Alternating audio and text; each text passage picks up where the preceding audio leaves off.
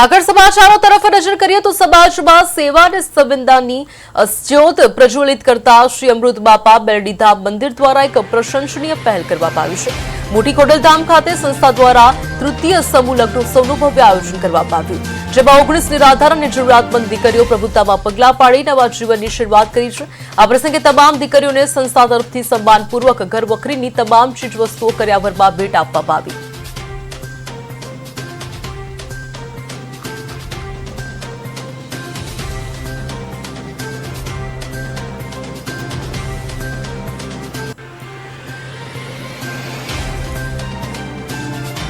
મારું નામ ઉષા છે અને આ આયોજન છે અમૃત બાપા મેલડીધામ મોટી ખડોલ દ્વારા થઈ રહ્યું છે।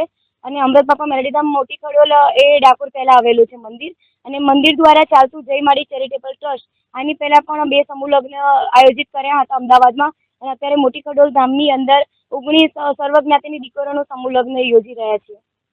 અમારા ટ્રસ્ટ દ્વારા ત્રીજી વખતનું લગ્ન છે અને એમાં સર્વ જ્ઞાતિની એવી જરૂરિયાતમંદ દીકરીઓના 19 દીકરીઓના સમૂહ લગ્ન યોજી રહ્યા છે। તારીખ 12/2 એટલે કે આજના દિવસ અમે યોજી રહ્યા છીએ, અને બહુ જ કહેવાય છે કે અમૃત બાપાના મેરડીમાંના આશીર્વાદથી અને અમારા અમૃત બાપાના પ્રેરણા થકી આજે અમે ભરપૂર કર્યાવર જે જરૂરિયાત છે દીકરીઓને, આપણે જ્યારે કોઈ પણ એક પિતા એમના દીકરી માટે જે આપવા જેવું હોય છે બધું જ કર્યાવર અમે અમારા ટ્રસ્ટ દ્વારા દીકરીઓને સમર્પિત કરીએ છીએ। સિવાય આજે એટલો વિશેષ અમારા માટે એક ઐતિહાસિક છે કે દરેક હું કોઈ પર્ટિક્યુલર કોઈના વિશે નથી કહેતી, પણ અમારે કંઈક નવું કરવું હતું કે સમૂહ લગ્ન તો દરેક જણા કરે છે, પણ અમારે કંઈક અલગ કરવું હતું કે જે અમારું જોઈને કોઈક બીજા પણ શીખી શકે।